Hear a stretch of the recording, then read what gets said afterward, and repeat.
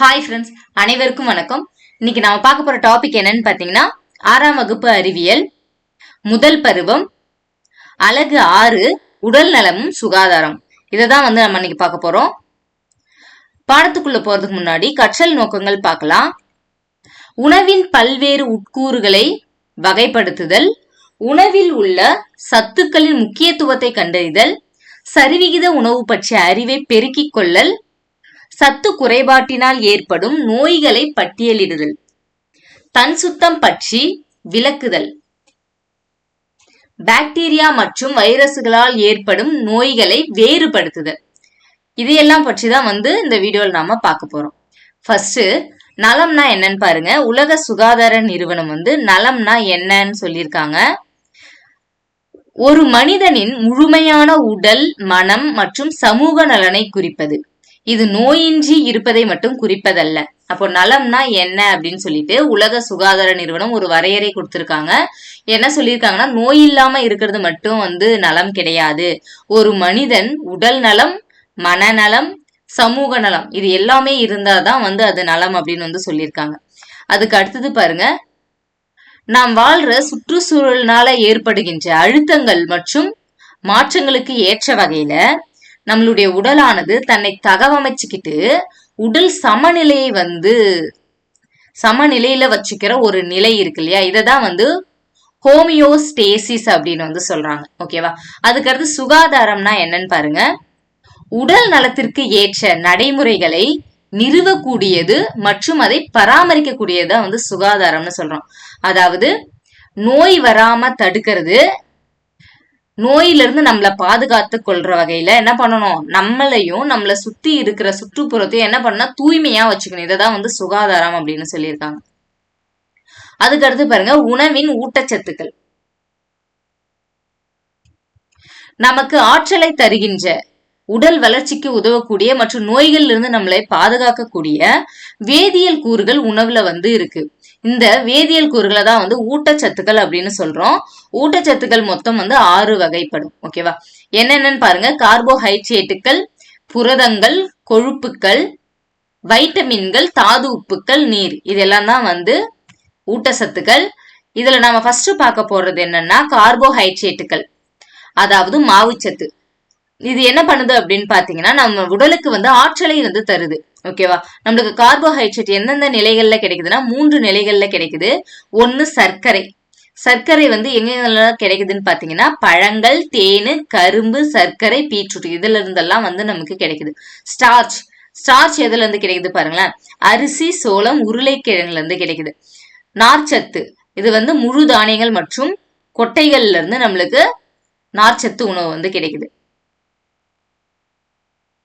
Okay, அடுத்தது நாம என்ன பார்க்க போறோம் அப்படின்னு பாத்தீங்கன்னா, 2வது கொழுப்புகள். கொழுப்புகளும் நம்மளுக்கு உடலுக்கு ஆற்றலை தரக்கூடியதா இருக்குது. ஆனா கார்போஹைட்ரேட்டை விட அதிக அளவு ஆற்றலை இது தருது. இது எந்தெந்த பொருள்கள்ல இருக்குன்னு பாத்தீங்கன்னா, வெண்ணெய், நெய், பால், பாலாடை கட்டி, பன்னீர், கொட்டைகள், இறைச்சி, மீன், முட்டையின் மஞ்சள் கரு இதுல எல்லாம் கொழுப்பு இருக்கு. அதோட இது என்ன பண்ணுதுன்னா, உடலுக்கு ஆற்றலை மட்டும் தரல, உடலை பாதுகாத்து உடல் செல்களையும் பாதுகாக்குது. அடுத்தது நாம பார்க்க போறது என்னன்னு பாத்தீங்கன்னா, புரதங்கள். உடல் வளர்ச்சி, செல்களை புதுப்பித்தல் மற்றும் செரிமானம் போன்ற பல்வேறு வகையான உடல் செயல்பாடுகளுக்கு புரதம் பயன்படுது. இது எதுல இருக்குன்னா, முட்டை, மீன், பால், கோழி இறைச்சி, சோயாபீன்ஸ், கொட்டைகள், பருப்புகள் இதுல எல்லாம் இருக்கு. உடல் வளர்ச்சிக்கும் புரதங்கள் ரொம்ப முக்கியமானதா இருக்கு. புரதம் அதிகமா இருக்கிற உணவுப் பொருள் என்னன்னு பாத்தீங்கன்னா சோயாபீன்ஸ். ஓகேவா? இதை பார்த்து வச்சுக்கோங்க.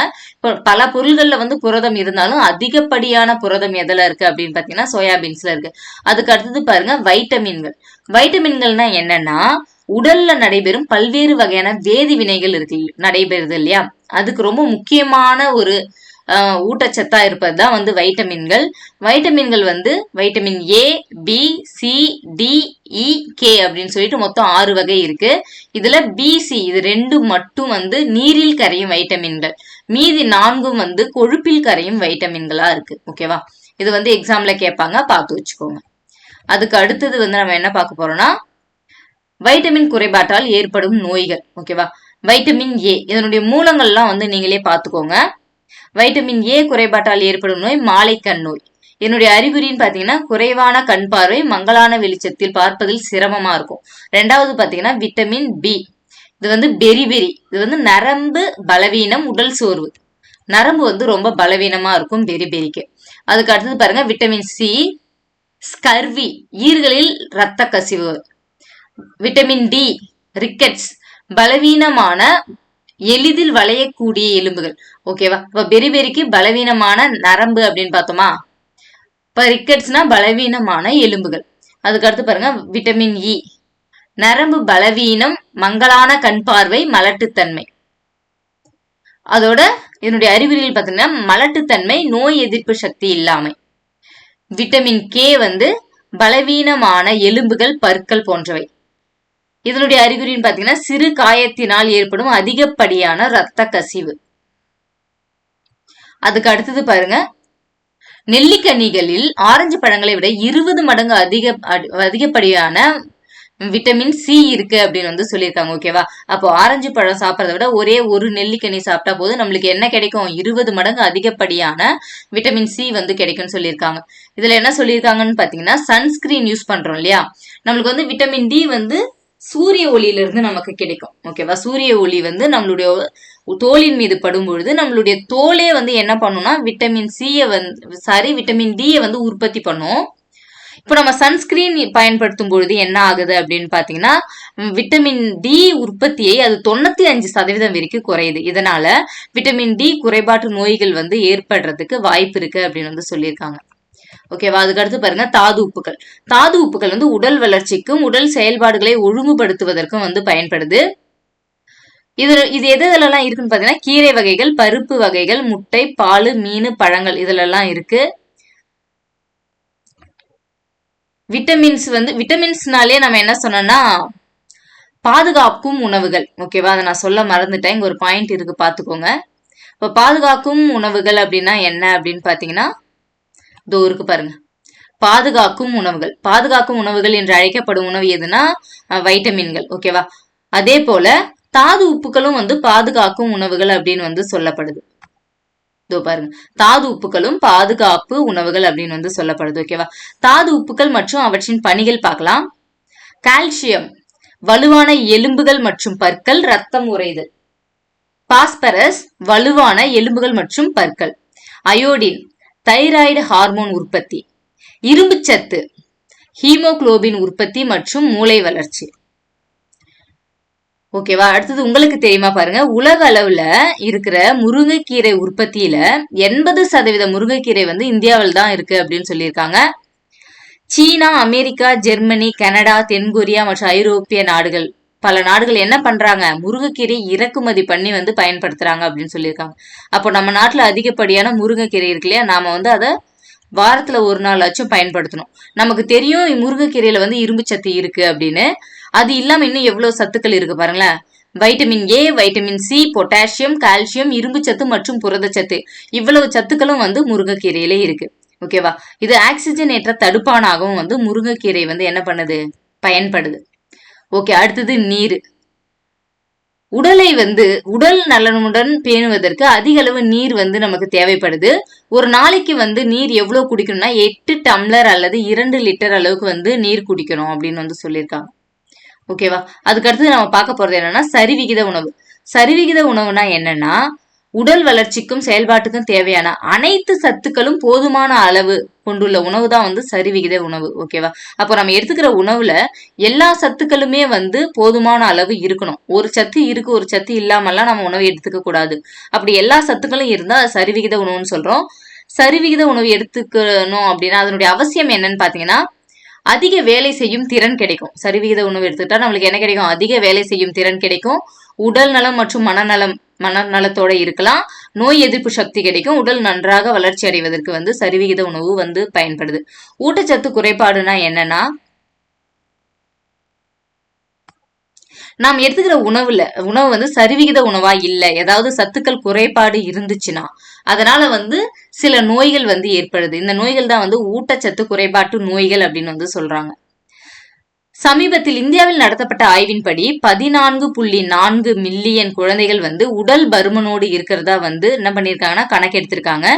இந்தியா வந்து 2வது இடத்துல இருக்கு, சீனா வந்து முதல் இடத்துல இருக்கு. அப்போ குழந்தைகள் வந்து உடல் பருமனோடு இருக்காங்க இல்லையா, அதுல அதிகப்படியான குழந்தைகள் அப்படின்ற அந்த கணக்கெடுப்புல சீனா முதல் இடத்துல இருக்கு, இந்தியா வந்து 2வது இடத்துல இருக்கு. இந்தியாவில் எவ்வளவு குழந்தைகள் இருக்கிறாங்கன்னா 14.4 மில்லியன் குழந்தைகள் வந்து இருக்காங்க. ஓகே, புரத குறைபாட்டால் ஏற்படும் நோய்கள் பாருங்க, 2 நோய்கள். ஒன்னு வந்து குவாஷியோர்கர், இன்னொன்னு மராஸ்மஸ். குவாஷியோர்கர் இதனுடைய அறிகுறிகள் பாருங்க, வளர்ச்சி குறைபாடு, முகம், கை கால்களில் வீக்கம், வயிறு வந்து உப்பிய வயிறு, இதுதான் வந்து இதனுடைய அறிகுறிகள். மராஸ்மஸ்ன்றது என்னன்னா மெலிந்த உடல், மெதுவான உடல் வளர்ச்சி. அதுக்கு அடுத்தது பாருங்க, தாது உப்புக்கள் குறைபாட்டால் ஏற்படும் நோய்கள். கால்சியம் குறைபாட்டால் ஏற்படும் நோய் ரிக்கெட்ஸ். பாஸ்பரஸ் குறைபாட்டால் ஏற்படும் நோய் என்னன்னா ஆஸ்டியோமலேசியா. அயோடின் குறைபாட்டால குழந்தைகளுக்கு ஏற்படுவது கிரிட்டினிசம். பெரியவர்களுக்கு ஏற்படும் நோய் முன்கழுத்து கழலை. இரும்பு சத்து குறைபாட்டால் ஏற்படும் நோய் என்னன்னு பாத்தீங்கன்னா ரத்த சோகை.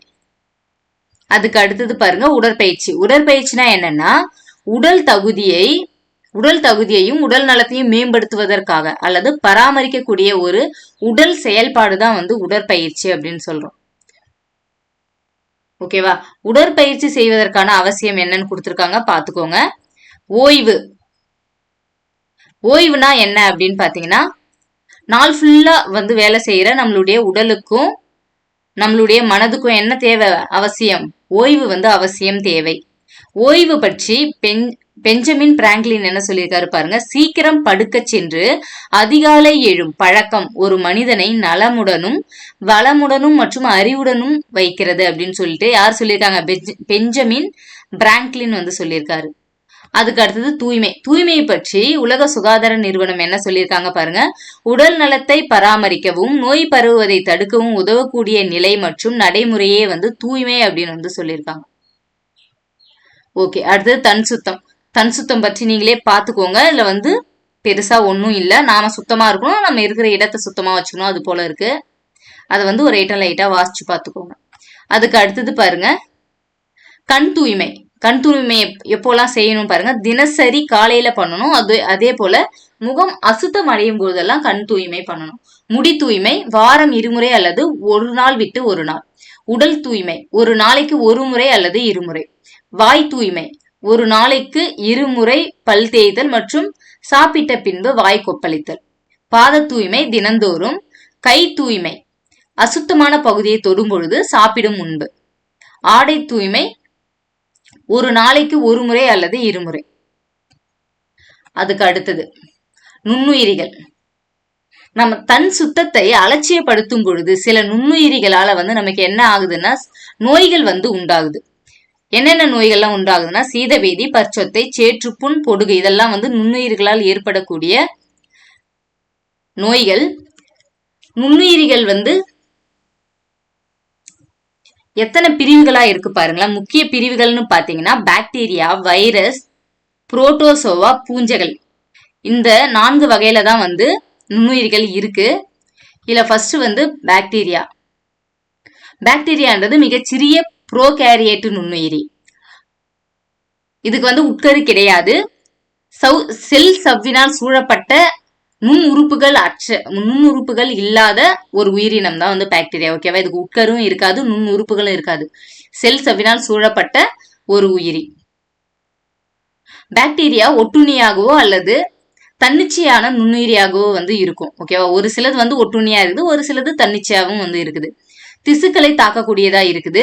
சீழ் மற்றும் போன்ற தீங்கு விளைவிக்கக்கூடிய பொருள்களை வந்து நம் உடலுக்குள் உற்பத்தி பண்றது எதுன்னா பாக்டீரியா தான். நோய்னா என்னன்னு பாருங்க. நோய் என்பது குறிப்பிட்ட அடையாளங்கள் மற்றும் அறிகுறிகளை கொண்ட உடல் செயலியல் நிகழ்வு தான் வந்து நோய் அப்படின்னு சொல்றோம். கோளாறுன்றது என்னன்னா உடல் செயல்பாடுகளில் ஏற்படும் ஒழுங்கற்ற தன்மையை தான் வந்து கோளாறு அப்படின்னு சொல்றோம். ஓகேவா, அதுக்கு அடுத்தது பாருங்க பாக்டீரியா நோய்கள் பரவும் முறை. காலரா அசுத்தமான நீரின் மூலம் பரவுது. நிமோனியா காய்ச்சல், இருமல் மற்றும் தும்பலின் போது வெளிப்படும் காற்று திவலைகளை சுவாசிக்கிறதுனால. டெட்டனஸ் அல்லது கக்குவான் பாக்டீரியாக்களினால் தாக்கப்பட்ட காயங்கள். காசநோய் இருமல் மற்றும் தும்மலின் போது வெளிப்படும் காற்று திவலைகளை சுவாசிக்கிறதுனால உருவாகுது. டைபாய்டு அசுத்தமான நீர் மற்றும் உணவுனால உருவாகுது. அதுக்கு அடுத்தது பாருங்க வைரஸ். வைரஸ்னா என்னன்னா, வைரஸ் என்பது தொற்று ஏற்படுத்தக்கூடிய ஒரு காரணி. இது புரத உரையால் சூழப்பட்ட நியூக்ளிக் அமிலத்தை கொண்டிருக்கும். இது தாவரங்கள், விலங்குகள், நுண்ணுயிரிகள் எல்லாத்தையுமே தாக்கக்கூடியதா இருக்கு. உயிருள்ள செல்கள்ல மட்டும்தான் இது தாக்குதல் ஏற்படுத்தும். ஓகேவா? உயிரற்ற செல்கள்ல இது எந்த பாதிப்பையும் ஏற்படுத்தாது. உயிருள்ள செல்களுக்குள்ள நுழைஞ்சு தன்னுடைய செல்களை என்ன பண்ணும்னா அதிகப்படுத்தும். ஓகேவா? இப்போ ஒரு உயிரினத்துக்குள்ள நுழைஞ்சு என்ன பண்ணுது, தன்னுடைய செல்களை எல்லாம் அதிகப்படுத்திட்டு என்ன பண்ணும்னா அந்த உயிரினத்துடைய செல்களை பாதிப்படைய செய்யும். அதுதான் வைரஸ் உடைய வேலை. ஓகேவா? ஒரு வைரஸ் டிஎன்ஏவுக்கு பதிலாக ஆர்என்ஏவை பெற்றிருந்தால் அந்த வைரஸ் ரெட்ரோ வைரஸ் அப்படின்னு சொல்றோம். ஓகேவா? ஓகே, இதோட இந்த பாடம் முடியுது. இந்த வீடியோ உங்களுக்கு பிடிச்சிருந்தா நம்ம சேனலை சப்ஸ்கிரைப் பண்ணிக்கோங்க, லைக் பண்ணுங்க, கமெண்ட் பண்ணுங்க, உங்களுடைய மற்ற ஃப்ரெண்ட்ஸ்க்கும் ஷேர் பண்ணுங்க. அடுத்தது நாம இன்னொரு டாபிக்ல பார்க்கலாம். Thank you friends.